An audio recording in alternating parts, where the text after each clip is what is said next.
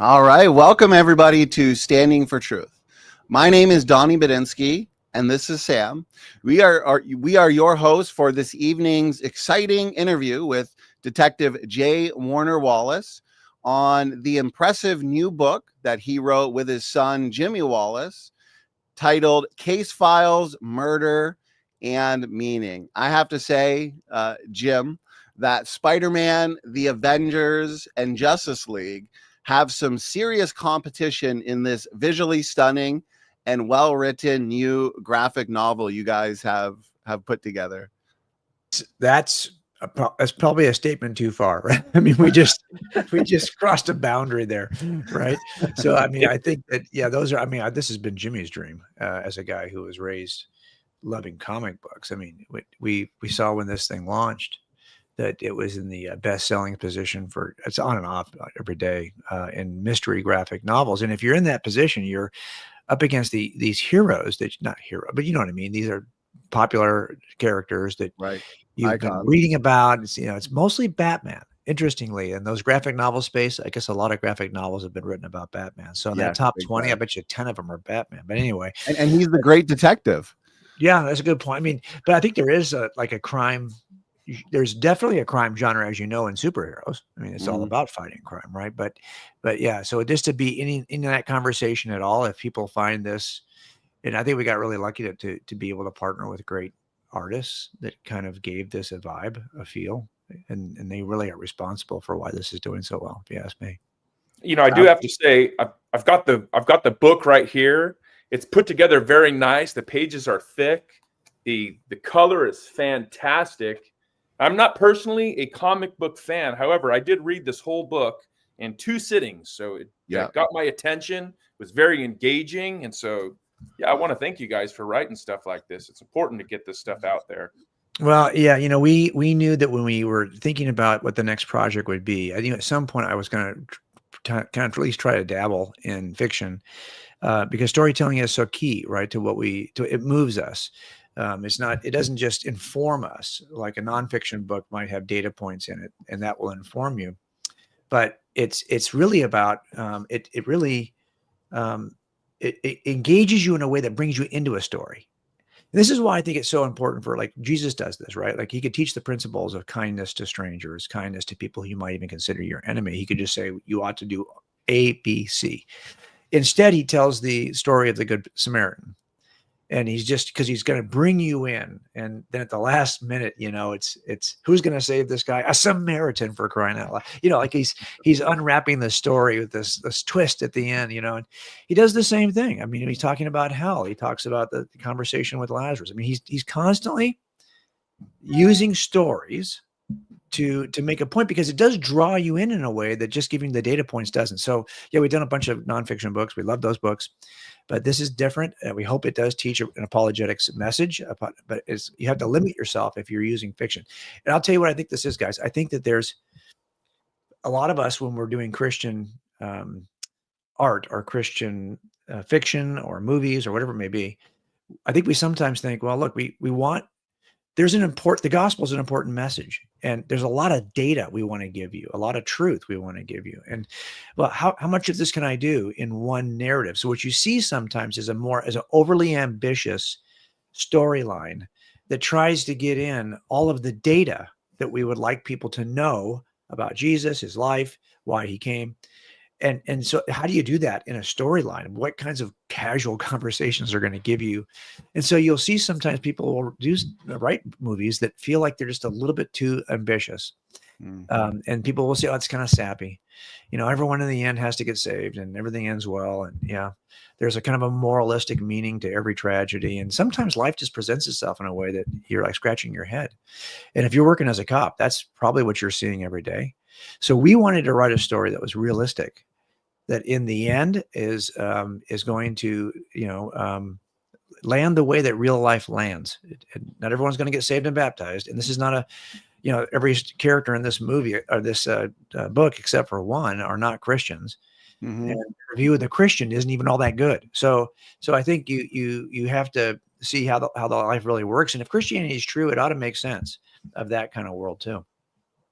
Yeah, well, I'm excited for just to see everybody enjoying this book because, and I was telling you this backstage, I was looking at some of the reviews, and even non-graphic novel or comic book fans. I'm a big graphic novel fan and lover of comic books, and so I appreciate the nature and style of this book. But even those that aren't necessarily big comic book fans, like you said, Sam, are really enjoying this. And I love the way that you and your son Jimmy fuse together apologetics, theology, and the world of comics, and into one solid book for people to enjoy, Jim. Well, and that's been something that we've always kind of been focused on. Like when I don't consider myself a Christian apologist. Do I write about Christian apologetics, making a case for Christian? Yeah, sure, that's what I do. But I'm a retired detective. I'm a husband and a father, now a grandfather. Those things have to come way first, and the gap between those and everything else I do has to be significant if I'm going to do those other things well. But when I got saved, I was like, well, if you want to know how I got saved, this is what I was doing with high schoolers when I was a youth pastor. I was sharing with them the evidence that I looked at that convinced me this was true. That ended up becoming a book, a couple of books. So I mean, this is the kind of stuff that I was sharing, but not because I saw myself as a Christian apologist. So when we write something new, we're trying to figure out, like, there's a lot of good apologetics books out there. I mean, there's a lot that the market's pretty full of people who have talked about the reliability of Scripture, the evidence for God's existence, all those things that we all write about. I knew if we were going to write about those things, it would have to be from some kind of a weird hybrid, that's going to involve our casework, that's going to involve something that's unique. Otherwise, why write it? I mean, there's probably better stuff out there that's more thorough. I'll give you an example of this. When I wrote Cold Case Christianity, I relied heavily on just the process that I went through. But after I became a Christian, there's a book written called Jesus and the Eyewitnesses. Great book, Richard Bauckham's book. Great book. It really does look at the evidence for the Gospels from the perspective of eyewitness accounts. Well, this was written probably, I don't know, 10, 15 years after I became a Christian. But he takes a very different approach. And I quote him in my book, Cold Case Christianity. But I knew that I was going to have to come at it from a weird angle that would tell cop stories, detective stories, murder stories. And that would be the only new thing I could bring. And it really was the process that I went through to become a Christian. So while there's probably better technical books out there, we want to do something that's creative, that comes from our unique angle. So here we've got another hybrid. It's fiction, it's true crime fiction. It's basically a story about a detective team that's chasing a serial killer. It's a Christian worldview training, in the sense that we're going to talk about how do we ground human value, and does the world ground it in a way that makes any sense? And does the Christian worldview give you a better way to ground human value? And it's also, so it's going to be a weird hybrid, and it's a graphic novel on top of it all. So yes, it's a hybrid kind of a thing, but I think it's probably what you should expect from us. And in future projects, or I think we'll try to do something similar to this, or get more creative. The other problem too, I think, is if you're a creative person, and that's really how I see myself. I was a detective for years, and I felt like often that was not creative enough, but we tried to look at the cases creatively. And then when we got to trial, we tried to visualize those creatively for a jury. So we had some opportunities to scratch that itch, but creatives get bored fast. Like if I've written a book that's in a certain genre, I don't want to write another book in that genre. It's not creative. It's repetitive. Just like when I do a talk, I love designing the talk. But after you've given the talk once, well, you're no longer being creative. You're just being performative.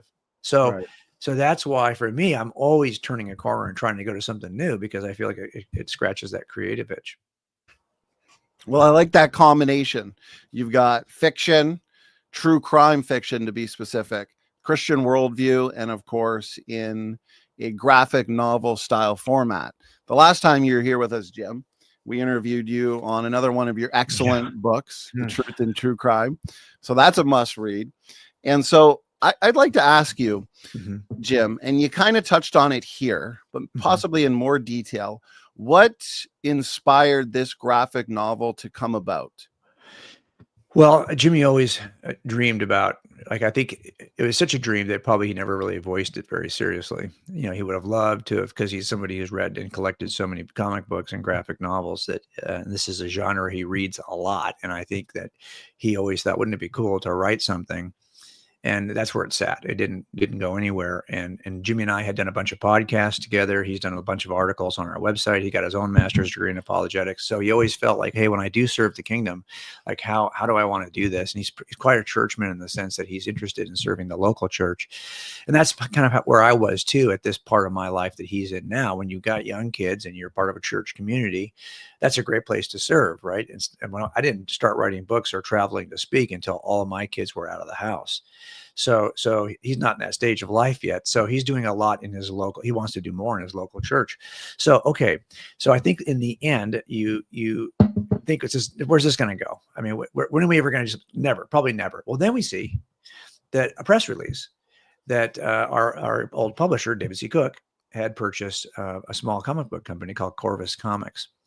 And they started, David C. Cook has been an unusual Christian publisher because they've always been interested in graphic presentations. So they have the Action Bible, and probably a lot of our listeners right here, your viewers, might know somebody who's got a kid with that Action Bible. That's the Bible that looks like a comic book. And it's huge, it's thick, very well illustrated. There's a ton of spin-off products for the Action Bible. That book is so popular that it remains like in the top 100 books, secular and religious, pretty much all the time. It's in the top 100. That's how consistently people buy it.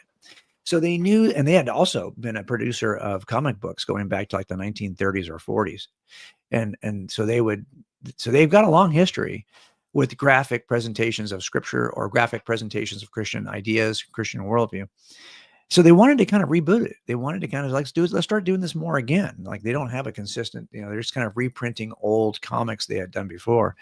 But how do we do that? Well, they bought a comic book company. When we saw the press release, we contacted them and said, hey, we would love to partner with you if you're interested in doing a graphic novel.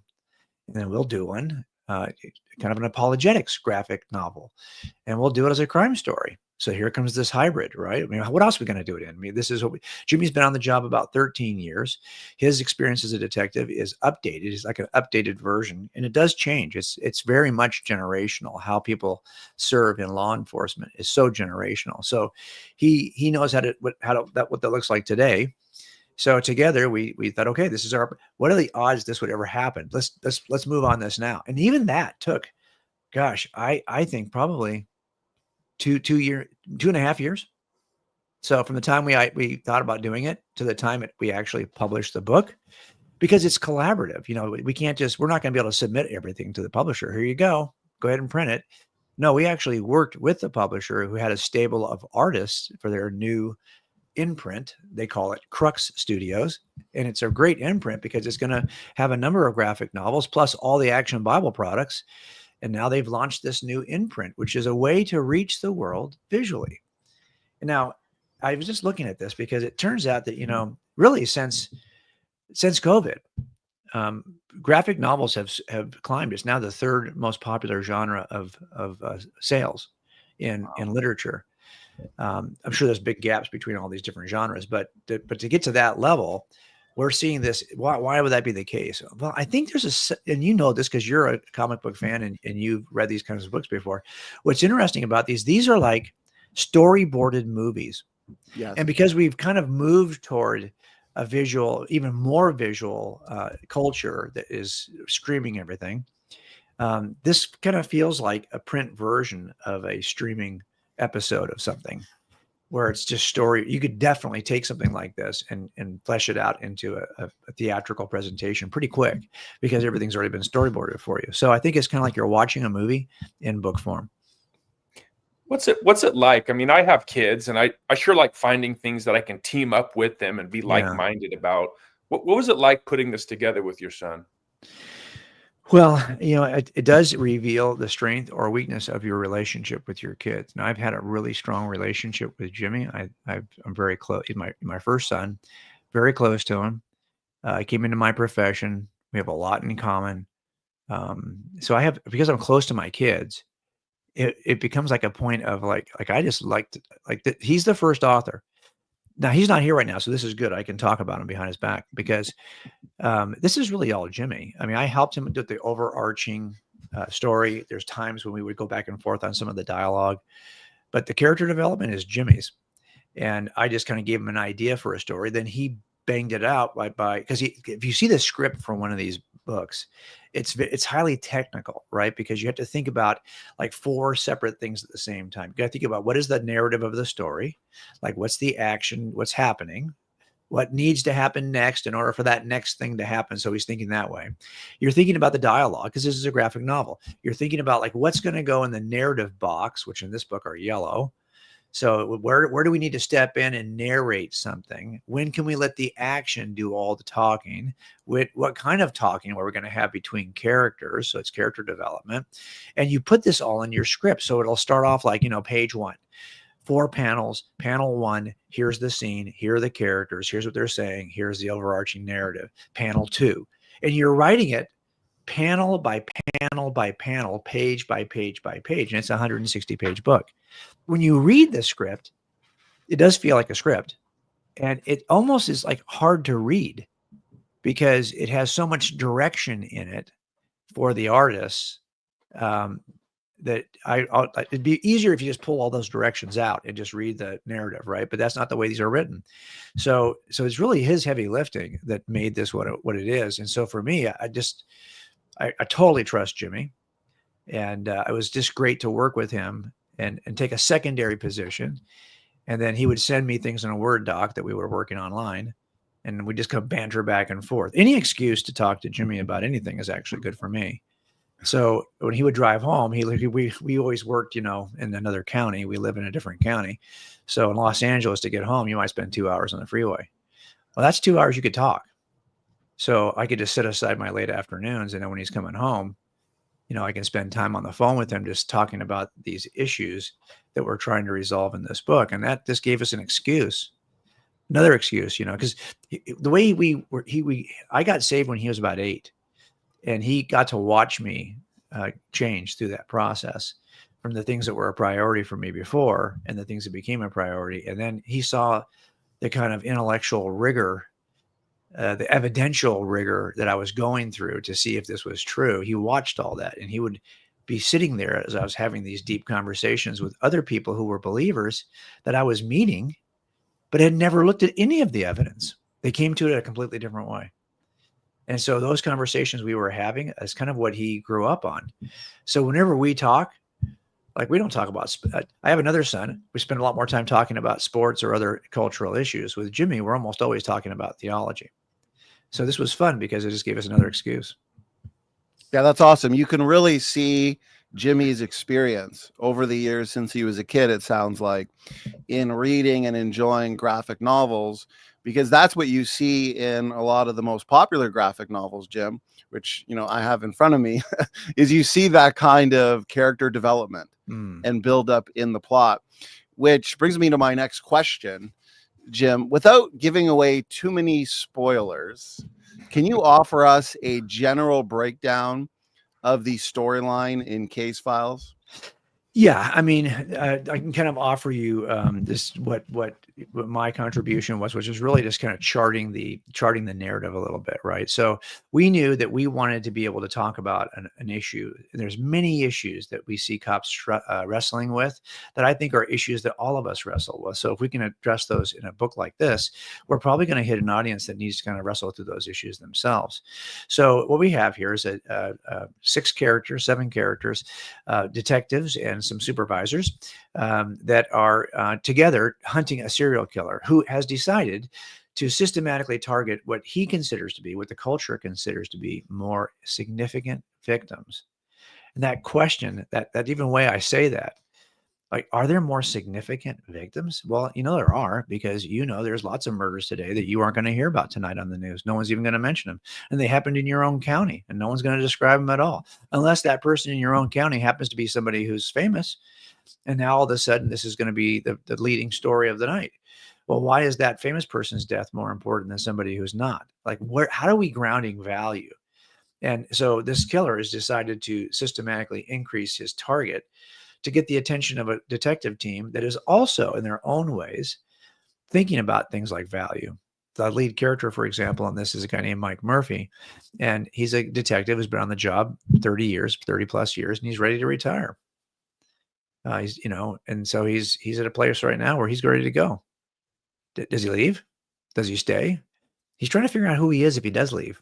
Like, he's ready to go. He's tired of the job, but then who would I be? So we're all struggling with the issues of identity and value. And now we've got a guy who's going to force the characters to really think about it as he targets increasingly. Now there's a whole other subplot about who this guy is and why he's doing it, and how they're ultimately, if they're ever going to catch the guy, what's going to happen at the end. And all of these voices in the narrative are really, for the most part, secular voices. It's the kind of thing you really will hear if you are working in the profession, because these are conversations Jimmy and I have both had with different guys we've worked with.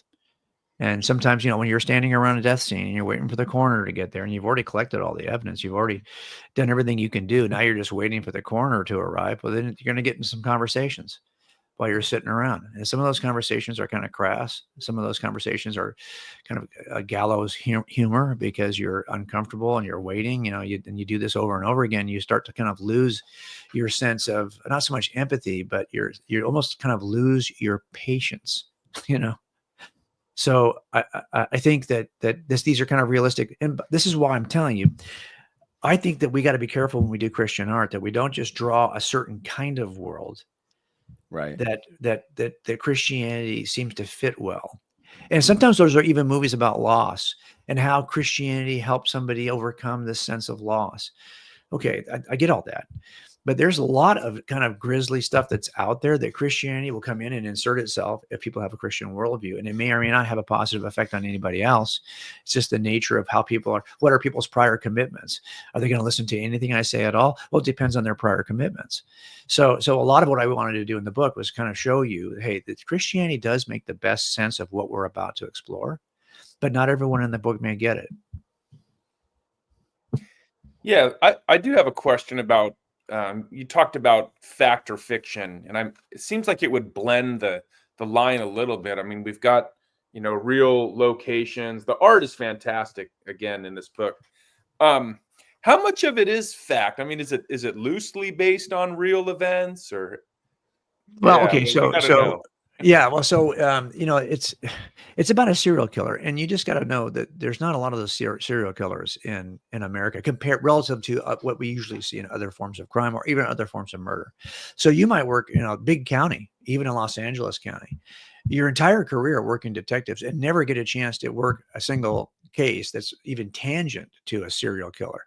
Now, it would depend, because here our county is so large, and there's so many jurisdictions working in our county, that a guy might do 10 murders in our county and all over the place and be in 10 entirely different jurisdictions. So 10 detectives get a chance to touch the case, but they only get 1/10 of the case.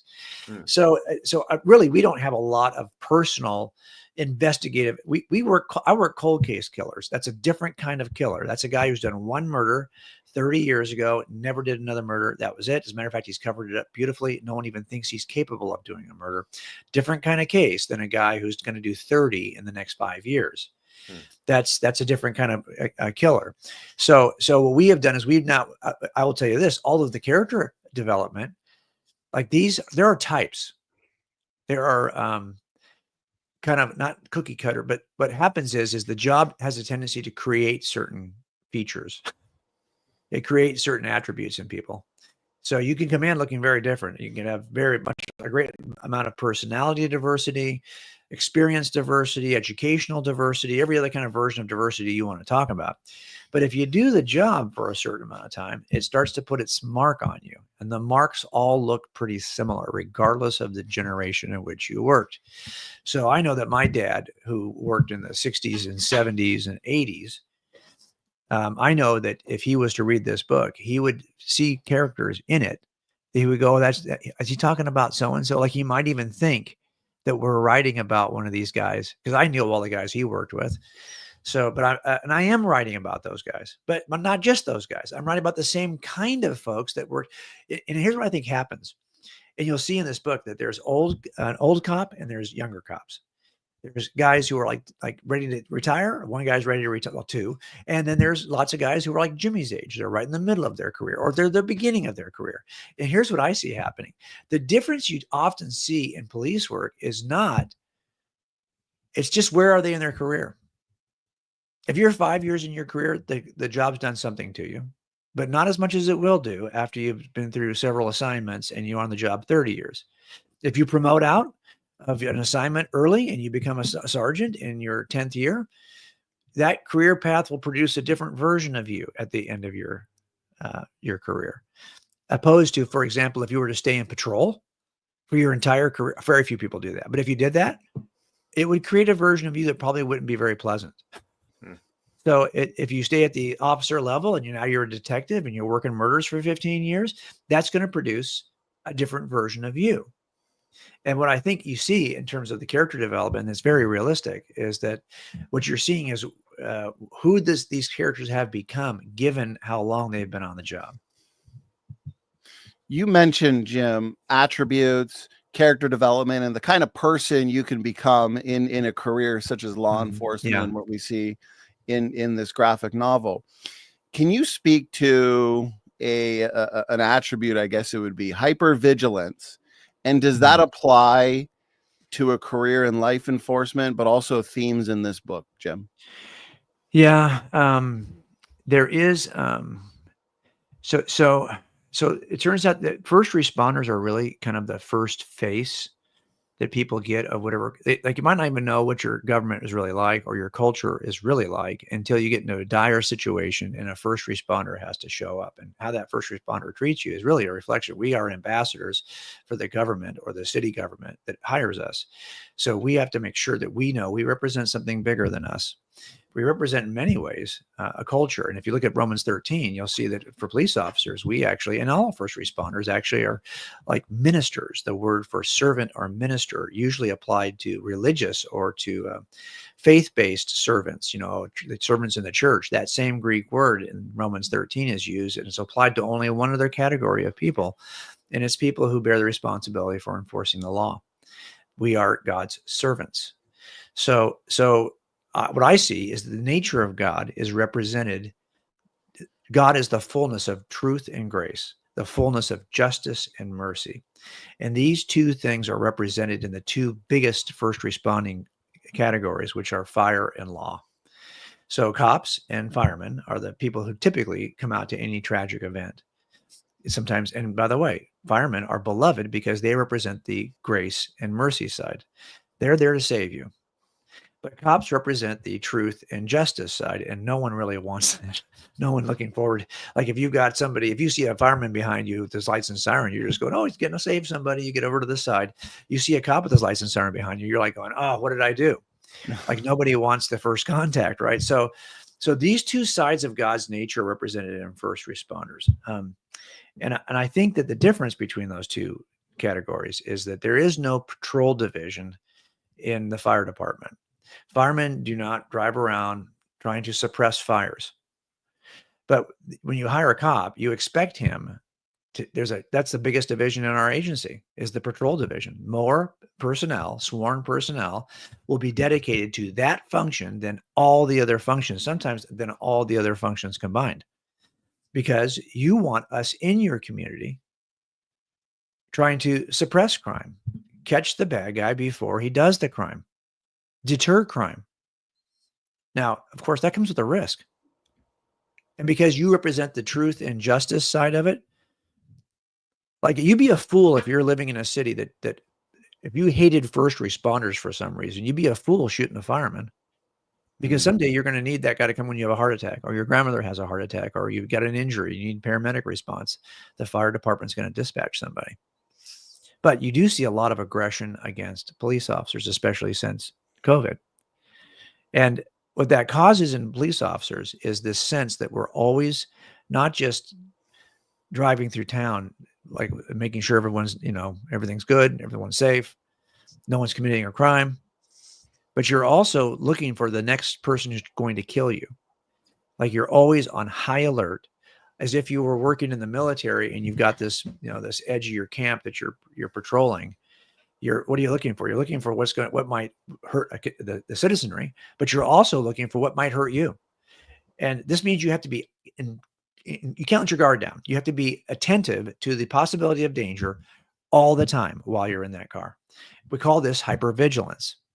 And hypervigilance has a cost because most people, like, it's hard to be hypervigilant for the entire shift because it requires a certain amount of adrenaline-based energy that it's hard to maintain that for the entire 10 hours or 12 hours, depending on your shift, 10 or 12 hours.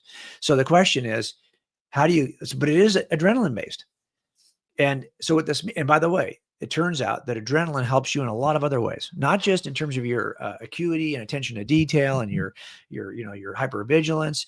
You're also an excellent communicator during high adrenaline periods. And you're probably talking to your partner a lot. If he has let his guard down and he's the kind of guy who doesn't say much, he's just kind of like, whatever, he's probably a dangerous partner to work with because you need someone who's also hypervigilant for danger purposes.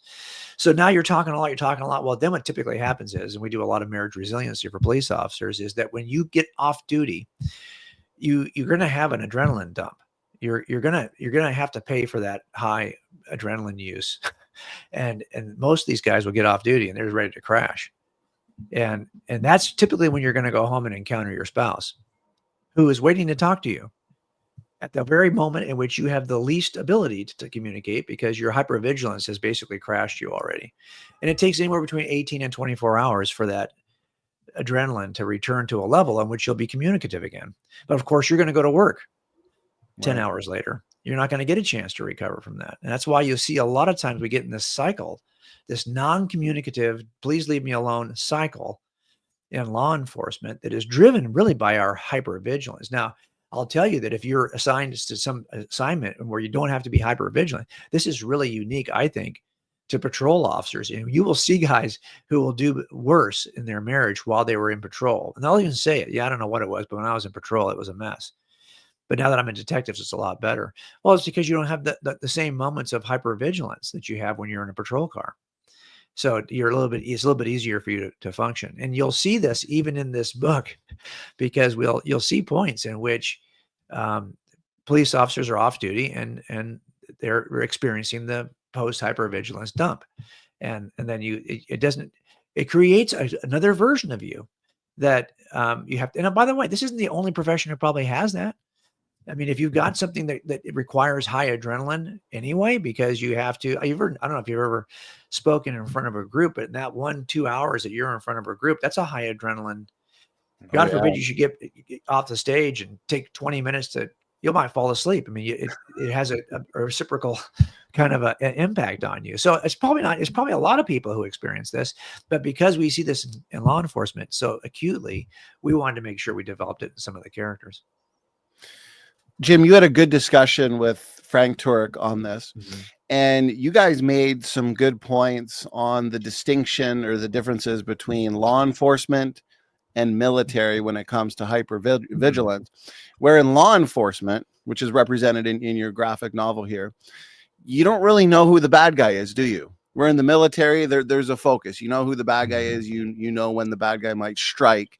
But in law enforcement, not so much. Yeah, when we first started doing marriage resiliency, we kind of lucked into it, really. God kind of opened the door for us to serve with Samaritan's Purse and their Operation Heal Our Patriots. And that's a ministry that is for marriage resiliency for injured military of all different branches of the military. And so we started working with that group, and we started getting involved in the curriculum for this marriage resiliency retreat that they run.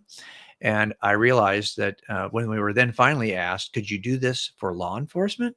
Could we build something that is kind of like Operation Heal Our Patriots, but it's just for law enforcement who have been critically injured in critical incidents? Yes, we could do that. But I knew right away that the curriculum we were using for the military was not going to be cross-applicable to what we would do with law enforcement for a couple of reasons. Yeah, you're right. Number one, military, you almost always know who the enemy is. They're wearing a different uniform, and you can kind of put that enemy in a box in a way, intellectually, emotionally. The problem you have with law enforcement is that the enemy looks just like you. And you go to this house, it looks like your house. You get inside, there's a mess. And this could be, and you don't even know when you get there, is the person who called me, who's now talking to me, is that my friend or my foe? Because the minute I turn toward the spouse, I have often been attacked by the person who called us. So you get to a point where you're like, well, who do I trust here? I don't trust anybody. Can you imagine if you're working in the military and you can't even trust people who are on your side of the line? That's what it kind of feels like when you work in law enforcement. After a while, what happens is you're driving down the street and you think, man, if if I just got out of a house that looks just like this one and it's a mess inside, how many of these houses have a mess inside? It starts to poison your view of all people in your community. You can't let that happen, right? You got to try to figure out a way to stay focused and realize that not everyone is a train wreck. But then you also realize that everyone is a train wreck. So this is the hard balance, right?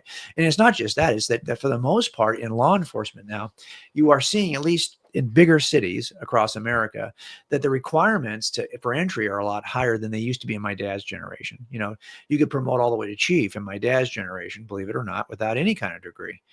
And now it was just experience on the job. But now without a bachelor's and a master's and something that's applicable, you're not going to get too far in terms of your promotions. So the level of education coming in is a little higher than you might expect for law enforcement, believe it or not. Yes, we're not all a bunch of knuckleheads. But also you'll see that, you know, as we come into this job, we are great communicators because we have to be. We're driving down the street and we're trying to articulate, why'd you pull that guy over? Well, in the end, you're going to have to communicate. You got to articulate that probable cause. Why did you even pull him over to begin with? And it's got to stand the rigors of a court trial. And then you're going to have to communicate that when eventually, if he goes to jail, you got to write a report about what, and it has to be rigorous enough to survive whatever challenges it may experience in a court trial. Then you're going to present this to a district attorney. Should we file the case? At every level of the things we do as detectives and as police officers, we're constantly communicating, and we're even learning, hopefully, how to, for example, calm a situation by just using my words. Like, we're pretty good communicators by the time we're done with this. So if we're not communicating in our marriage, it's not because we're not good communicators. Like, I don't have to go back to zero and teach these guys and gals how to communicate. They know how to communicate. They're just choosing not to in this setting. And you'll see it all the time because spouses will say, yeah, I bet you don't talk to people at work the way you're talking to me right now.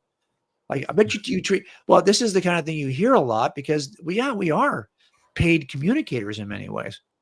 So why are we having this problem at home? It's another deeper issue we have to address. So we just kind of learned as we went through this process of what the differences might be in these two groups. And we modified all of our curriculum to address those differences. You mentioned, Jim, I'll ask this question, Sam, then I know you have a follow-up. You mentioned a few really interesting things there, a lot of great points. The bad guy. So he oftentimes looks just like us. And we see that with famous serial killers. And you see all these docu-series on Netflix, for example, covering the life and the crimes of these famous serial killers. And people will say, wow, like I never would have expected looking at that person, Ted Bundy, Jeffrey Dahmer, whoever, that they would be a serial killer and do the things that they do. So I guess a couple questions on that. Why is that? And secondly, what is the fascination with serial killers and how does that apply to the book, but also Christianity in general, Jim? Well, okay, a lot of it has to, everything we assess, we ground out of our worldview. We bring a worldview to every time you sit down in front of a streaming series on Netflix or whatever the platform is. You're bringing a worldview to that viewing, and you're trying to make sense of what you're seeing from whatever worldview you hold. As a Christian, I have a certain assumption up front, and that is that we are not corrupted by systems. We're not born in this pristine state of naivete and of humility and of kindness. And then we are corrupted by bad families, bad cultures, bad systems. No, in fact, we're born just the opposite. And we are the corruptors of families and systems and governments because we have this fallen nature, the enigma of man, capable of great beauty. We're designed in God's image, but so deeply rebellious and inheriting the sin of Adam, our first choice is to be impatient, to prideful, selfish, jealous, all the things that you see all the time. So this is why when I see somebody who has the enigma is that I have the capacity to put on one face, yet at my core, I can be something entirely different. Well, if that is the true description of humanity, which is the biblical anthropological view, well, then I don't get surprised. Then I don't just skip across people who look like they're pretty good. I interviewed him. He's fine. It couldn't be him. No, actually, it could be him. It could be him because it turns out that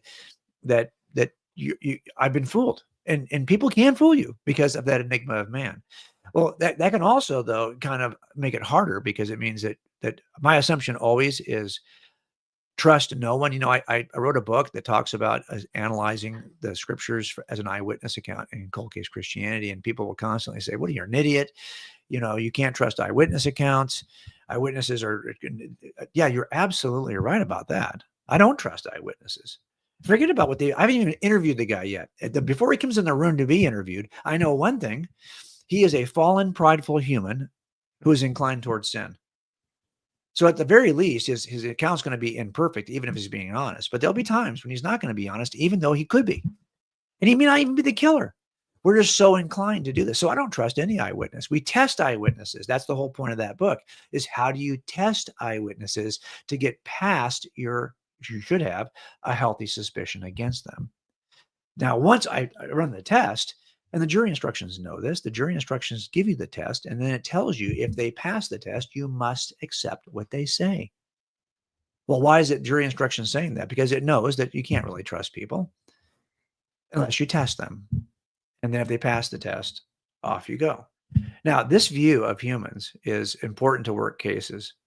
And when I think we're interested in serial killers, because we recognize there is we know that there's a part of us that could do that, is not just interested, like clinically interested, what is a crazy person like, but you're morbidly interested, like what is there in my own nature that I could see? That's not me, right? That's not me, is it? Well, why are you asking that question? Because you're wondering if it is, because you kind of know your heart better than anybody else. I think that is part of why we watch these. I think the other reason why we watch them is we just love to be the first to solve it. And most good mysteries will tease out something that will allow you to solve it just one panel ahead of the detectives if you're paying attention. I think there's a prideful thing about this too, that people love to see if they can solve it first. But I do think that a lot of it is that we are trying to figure out, who are we? And the culture is trying to figure, because by the way, the entire system of government we have in any culture is going to be dependent upon answering that question. What kind of what kind of creatures are you trying to govern? That's going to be an important question to ask, because if you're governing one kind, you're going to have a completely different system to do it. And I think the founders knew this. They knew. That's why we have a check and balance system that has 3 branches of government, because you have that basically screams an innate distrust of humans, because you have to jump through so many hoops to get anything done, is because you don't trust that any one person wouldn't be selfish and do something for their own. So you have to have this set of checks and balances. Well, that assumes a certain nature of humans. And I think that's what we're trying to do in this book, is what is the nature of humans? Like, what gives us value and meaning? And you know what's always going to be? It's almost always going to be something you did. Well, who's more valuable? Well, who achieved more? Who makes more? Who's worth more? What family did you come from? What ethnicity are you? What sex are you? These are the ways that culture struggles to figure out someone's worth. Now, that none of those really work, because all those things can be taken from you, or will decay over time. So, and I discovered this once you retire from something, once your job's taken from you, once you have a new stage of life, and now I'm a grandparent, which means I'm going to have to put down a lot of things I did before becoming a grandparent if I want to do this well. So, does this increase my value? Does it decrease my value? Or is my value unchanging because it's not grounded in this human stuff to begin with? That's kind of what we're trying to nail down here in this book. Right, there's a lot of interesting points. I'll say this as a follow-up, then Sam will get you to your next question. Lots of great points, Jim. It's and this goes to the world of comic books and my fellow comic book geeks.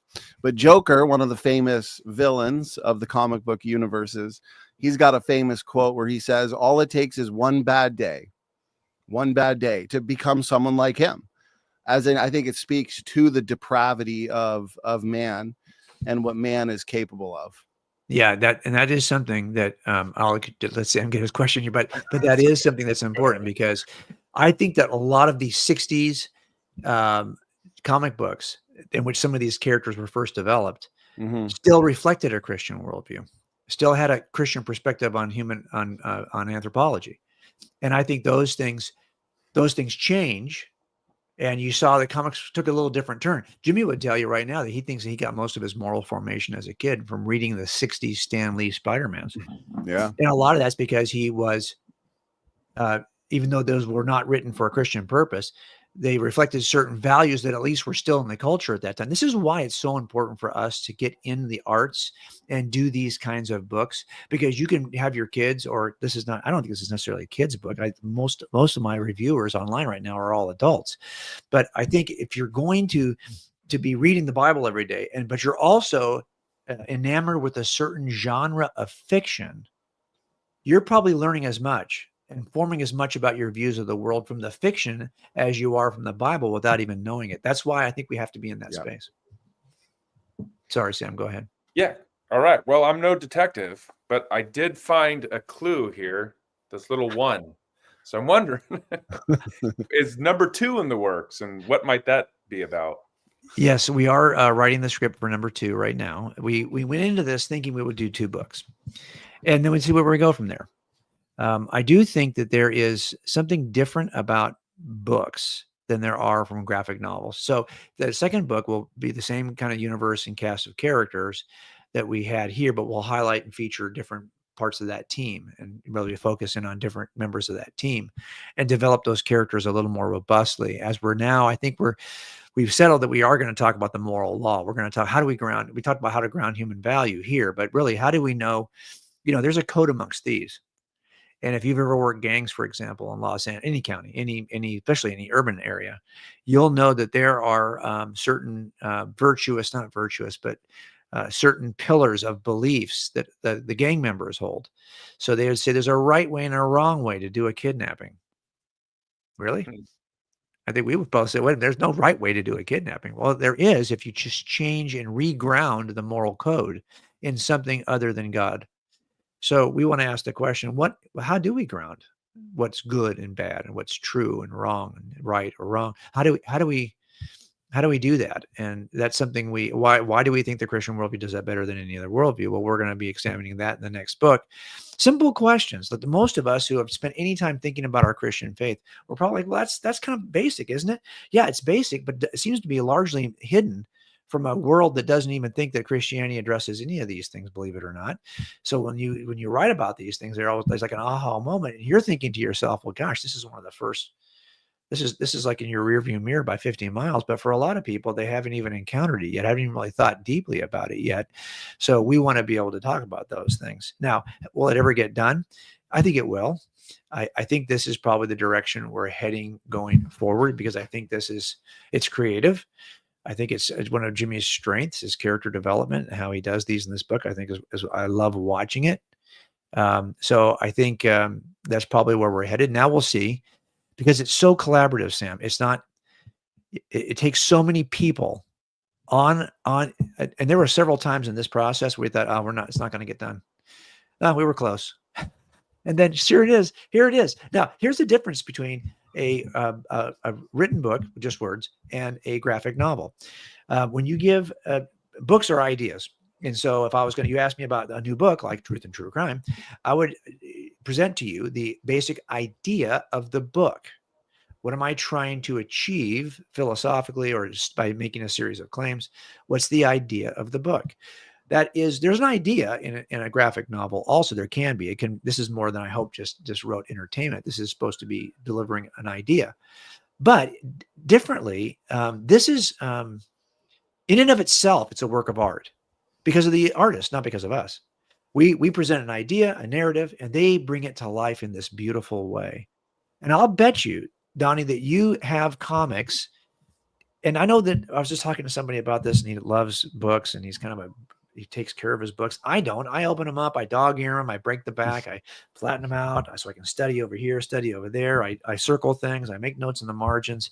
Even in my Bibles, I do the same thing. But not in a comic book. Most comic book owners, they'll open those things very carefully. They don't want to break. I've got mine in plastics. I was going to say they put them in plastic with cardboard. Jimmy's got his alphabetized and set up in boxes in a certain order so he can find things. Well, what is that about? It's because they treat the book like something more than an idea written out. They treat it as a collectible.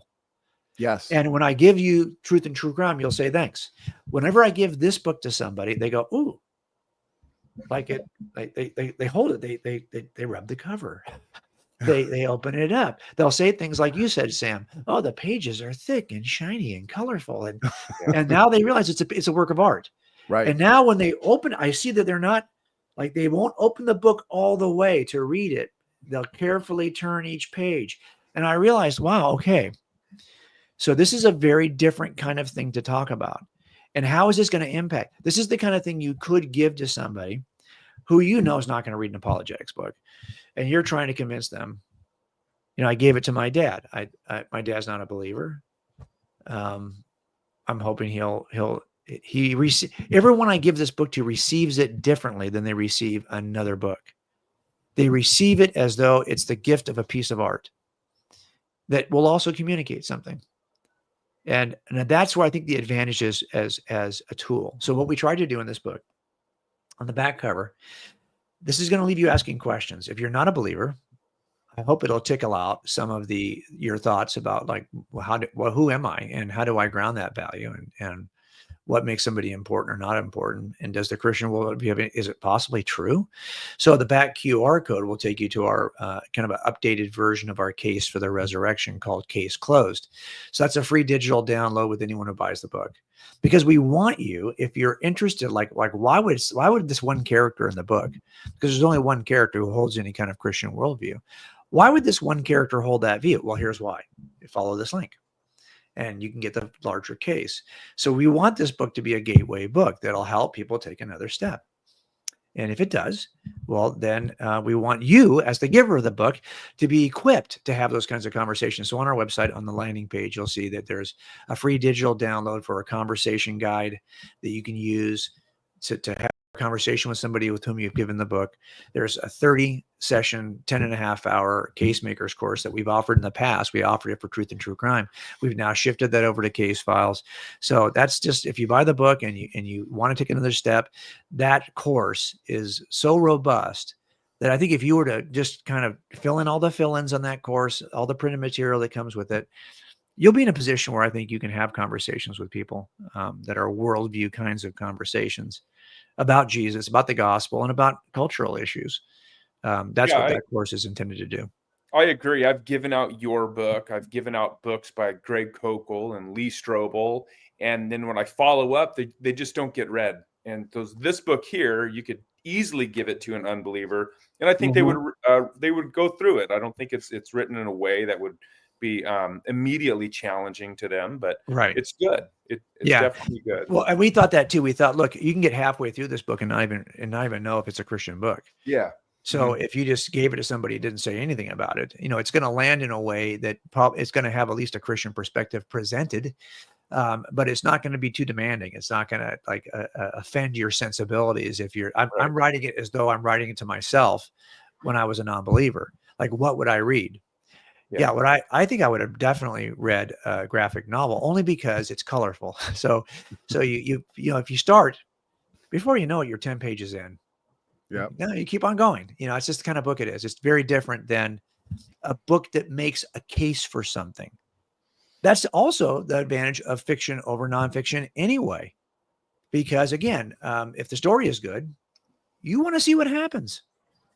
As opposed to, if the case is good, you want to hear more of the case, maybe, but maybe not. That takes a certain amount of effort on your part. For example, there are not people who are beating down the doors to get on jury duty. No, we have to basically summon them and threaten them with an arrest if they don't stay. Well, why? Because we know it's not your innate nature to want to hear a case and put together all this. No, you want to hear a story. And good prosecutors, by the way, are the ones who can turn the case into a story. So I think that's what we're trying to do here, basically. You've said so many good things, Jim, and you said something at the beginning that applies to what you're saying here. I really appreciate the way that you designed the book and the story to reflect reality, where you're not reading the story and it's unrealistic. Everybody in the department is Christian. I mean, if I remember correctly, one guy is basically kind of Christian. And it's not that every single person's story is going to end in a fairy tale way. No, you have a level of realism to the book, which I think is going to be appealing to those that we want to reach with the gospel, plant some seeds, a gateway into Christian theology. Jim, was that always the intent going into? Yeah, we went back and forth on like how should we land it. But because I've been in Christian productions before, and we've since this I was in one, we have worked with lots of producers in this area here in Southern California, working on concepts for series. And the question becomes, what is the final goal? Is the final goal of this book to make the gospel clear? No, it's not. The final goal of this book is to get you thinking that maybe the worldview you hold, if it's not a Christian worldview, is insufficient to explain the world the way it really is. To get you to be softer, it's preparatory.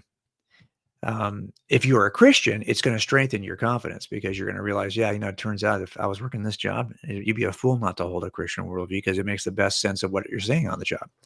So I think we're trying to do those two things. And in the beginning, we did talk about the ending over and over and over again. How should each character, how should this end? And I've had several people who have interviewed us or talked about this question us about, well, how'd you decide on that ending? Well, I don't want to give it away as a spoiler, but I do think it was important for us to be so realistic. You're going to this is life, and life has ups and downs. There's a joy in the case, and there's some realism in the case, and that's true of every case, especially the cases where you take somebody to jail and you get adjudicated and you win and then everyone's happy and your agency's happy and it's on Dateline and the family's like, oh, thank you for, doing this. Well, there's still a lot of ugly kind of dissatisfaction that's part of those cases. So yeah, there's some joy in those cases. And then there's some dangling participles that never quite get tied up. So I wanted the same thing to happen here. Isn't it incredible, Jim? Because you mentioned earlier your son, Jimmy, Mm-hmm. he discovered a lot of his moral values reading Stan Lee comic books based on Spider-Man in the 60s. And it's so true that you find Christian themes and Christian truths all throughout even your Hollywood movies, your comic book series, whether it's Batman, Superman, Lord of the Rings. And it's not that these authors are necessarily going into the writing of these books with a Christian worldview in mind, but because Christianity is true, we see flooded throughout all of these incredible stories, Christian moral values that you can get from them. Yeah, I think it's even more direct than that. I wrote a book called Person of Interest a few years back that traces the influence of Jesus in all of the most important aspects of culture according to non-Christians, which are literature, art, music, education, science, and of course also other world religions. But those first five, are just the things that atheists are concerned about: literature, art, music, education, and science. Those things Jesus and his followers have had unparalleled impact on, and no one really ever talks about it. And one of them, in terms of literature, is not only is Jesus more written about than any other historical figure. And we measure this in a number of different metrics, both globally and at the Library of Congress. No historical figure has been written about more than Jesus of Nazareth, period. But what's also interesting is that the story is often finds its way into every other work of either fiction and you can see so many of these Christ figures, is what they're called, the literary genre.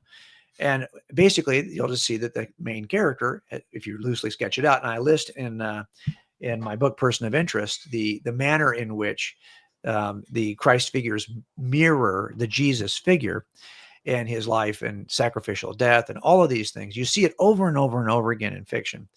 And you do see it because I don't think it's because you even see this in cultures where there is not a deep rooted Christian history. Why is this? Now you could argue one of two ways you can argue it. You could argue there's something about the story that's kind of ingrained in us and it's all fiction. And the Christian version is just another version of the fiction that's in all of us. But the question I would have is, why is it in all of us? So why does this story of the servant dying, rising savior, even in other mythologies, you'll see some similarities. It's not because they're copying from each other. It's because this story seems to be an innate, ingrained idea in humans. Yes. which makes sense if you are created in the image of God, and that there's something about God that you can innately know from natural revelation. And there is something about the story of redemption that is you because you're created in God's image, you uniquely yearn for it, and you see it and find it, even in your own fictional creations. So I think that's interesting to me, that you see this, and like Jimmy was saying, it used to be when you were he was getting those old comics from my brother-in-law. So Jimmy was born in the 90s, or the 80s, late 80s. So if you look at his life, he shouldn't have had access to those comics. And by the time the comics would have been access to him, like the late 80s, early 90s, a lot of dark fictional characters in comic books by this time. So it turns out that the more we slip away from a Christian worldview, the more I think we shouldn't expect that you're going to have to hold your nose, turn a blind eye to a lot of fiction if you like comic books right now. There's not a lot of comic books that are written right now that you could say, I can wholly endorse that. There's nothing in there that's objectionable. Right. So we're trying to do something that's edgy and gritty. So most people would say, yeah, you got to be like a junior higher probably to get this comic book, to get this graphic novel. But we also want it to be nothing objectionable that would scream against you're not going to have to turn a blind eye to something in here. This is pretty much realistic, but it is all strongly within that Christian worldview.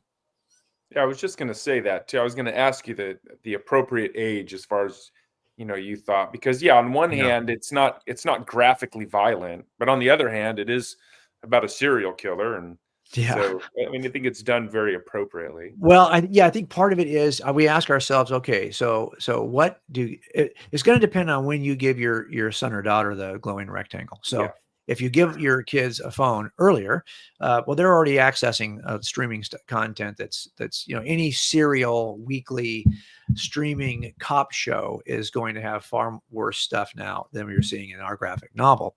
But the themes are about murder and a serial killer. So that going in. So you can kind of judge for yourself what you think your kids. But if you wanted to see how the Christian worldview impacts this kind of real stuff that you're eventually going to encounter at some point, that we hope this book will at least help you navigate that. Jim, as always, time flies by with you. I am extremely excited to see everybody's reaction to this book. Again, I said at the beginning, you can see a lot of positive reviews already, and people who are not even necessarily a comic book fan, but they're saying that they picked up this book, they really enjoyed it. I also think it speaks to what you were saying earlier, that it is kind of hard these days, Jim, to wholly recommend a certain movie or a TV show or a book, because usually there is something objectionable in there, something anti-Christian. But in this case, this is something where you're getting a good story, amazing artwork because it's a graphic novel, but you're also going to be getting, the Christian worldview at play with nothing truly objectionable. So I'm really excited for you and for Jimmy. Is there anything you wanted to leave not only Sam and myself with, Jim, but also our audience in terms of what we're discussing here today and your new book, Case Files, Murder and Meaning? Well, look, I always tell people that you should always try to exhaust whatever an author will offer you for free before you spend any money on his books. And I still say that. And that's why we have a website where we try to provide content 3 days a week. We even offer the first chapter of this book for free as a download. We get it. I think it's hard. It's when I don't know that I would have had the ability to. I remember when I was younger and Jimmy was just a kid and we would take him to the comic book store. I could only give him $1. And that meant he'd had to go over to that box that had the quarter comics, and he could buy 4 comics, but they were usually dog-eared old comics that nobody either turned back in or didn't want, or, they were, but he found something he liked and he got 4. So it's hard, I think, in a culture. This is an economy that's kind of fluctuating. We don't know where you're going to be. Take advantage of our free stuff. And we hope that we've given you a bonus package with this book on the landing page there at our website at coldcasechristianity.com that will help you feel like, this is actually not a bad investment, because I'm going to get this other stuff that I'm going to use to better my knowledge of Christianity. That's the goal, right? We know that in the end, I'm a detective. I still get paid as a detective because I have a pension. Jimmy gets paid as a detective. So the question is, what are we going to do with what our lives, what we've been given? And this is a question for you guys who are watching too. Like, I'm not a Christian apologist. I'm just a guy who has become interested in making a case for Christianity based on my own experiences. That's probably you too. So what are you waiting for? Like, it didn't cost much to start a blog. That's how the whole thing started for us, is we started a blog and we started to feed it. And then you feed it and you go, should we do a podcast? Okay, we'll do a pod. That's not even that hard. Now to YouTube. I mean, you can do it with relatively modest investments. And it turns out we need more voices. There's never going to be too many voices because there's many voices on the other side. So just be encouraged that if I can do this, anyone can do it. You can do it too. And we should be taking our diverse personal histories and pulling out of those histories, because I can only reach so many people with this. Some people will never be interested in this kind of work, but your life will interest somebody. So are you making that effort? This is like, we're fishers of men. So we got to cast a line. We don't have to, then we'll see who bites, but you're never going to know if anyone's going to bite if you don't cast a line. So I just would encourage you see somebody who's just got a life that he wants to leverage it somehow for the gospel. That's everyone who's watching this. So get at it. Let's do it. Amen. Praise the Lord. So many important points there. It's not necessarily about winning arguments, is it, Jim? It's about winning souls. It's about being fishers of men. Yeah. And we have these platforms and avenues to preach the word. And something you said there regarding Jimmy, right there is how you build your collection, though, right? You start off, you got $1, you get 4 comic books. And then over the course of time, I've seen you and Jimmy in other interviews, and behind Jimmy on his wall, he's got all of that, which looks like they could be case files. I know, but it's a very impressive collection of comics. It's comic books. Yeah. And that's the thing. I think you're absolutely right about this, right? We have to make a decision about what do we value. And you're really eager. If you're more than likely, everyone here is eager to tell somebody about something. Yeah. Some hobby, something they're reading. Are you eager to do this with the gospel? And so I just hope that we can encourage other people to take a step. Let's do this together. That's awesome, Jim. I've got all the relevant links here. Excellent. Not only in the description box. So to the audience, I pray you've enjoyed this. You've been edified. I've got all the links in the live chat from my faithful mod here, but also in the description box. You can find a link to all of all the resources offered by Detective J. Warner Wallace here. And also your YouTube channel, where you put out a lot of good clips, and you're doing a great job there as well. And so, Sam, my award-winning co-host, I appreciate you doing this with me, brother. Any final words, final thoughts from you? Yeah, I just want to thank you for coming on, Mr. Wallace, and I enjoyed this conversation. I enjoyed our last ones also, and I look forward to doing it again. So, maybe your next book, or maybe, going over one of your previous books. You just invite me, I'll be here. What I think is so amazing about this is there's this community, we call it the church. And look at how, I think we saw it in COVID, but look at how crazy it is that we can do this from afar and do it so often that I know who I'm talking to. That's crazy, right? So yeah, I'm really glad to be with you guys. Thanks for having me. And we get to meet people from all over the world. I mean, I'm in Canada, you guys are in the States, and we get to come together on a Thursday evening and talk about a great new book. So Jim, excellent work. I really appreciate what you and your son, Jimmy, have put out. Sam, thank you for co-hosting with me. And to the audience, thank you for tuning in. Share this around.